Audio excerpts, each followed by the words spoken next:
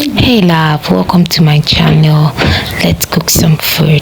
So as you saw earlier today, we are making desserts with the green and the stew. So I started off with the green. I prepped my ayoyo. I washed it very well with my vinegar. After that, I divided it into two. Then I proceeded to mince one and blend the other one. You don't want both of them to be very fine, so you either chop one or you blend the other one. So not wasting much time, you just chop some onion, blend it with garlic and ginger. When it is done, you pour it into your pot. Then you add some powdered herrings or shrimps for taste, then some salt. Then you stir very well for it to come together. Then you add a little bit of water, put it on the fire. As it goes, you keep stirring.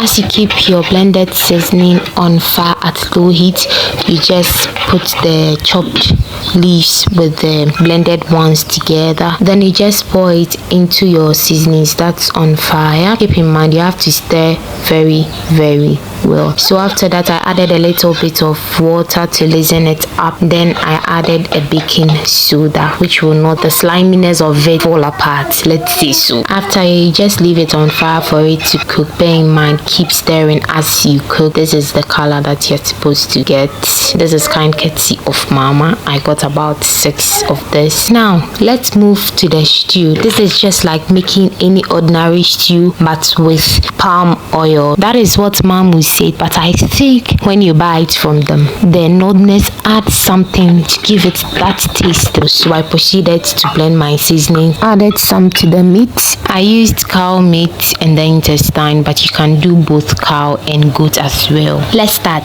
I sauteed my pan with palm oil, added my chopped onions, added my seasonings. When it was cooked, I added my tomato puree. This tomato puree, I actually added a fresh one too. When it was done, I added my grounded herrings. It gives it this flavor. After that, I poured my meat into it, including the stock. Then I added some salt for taste. Then you stir, leave it on fire very well. Let's move on to the dessert itself. So you take about 2 cups of cassava flour. Then you take 1 cup of corn flour. With your corn flour, divide it into 2, mix some with water. Then you make it into a liquid. Put your water on fire, make sure it's boiling. Then you pour the mixed corn flour in water. Then you stir very well. When it becomes like a porridge, you just take some out. After taking some out, you add your corn flour plus your cassava flour mixed together. Put them slowly in it. If you are a one person making it, make sure as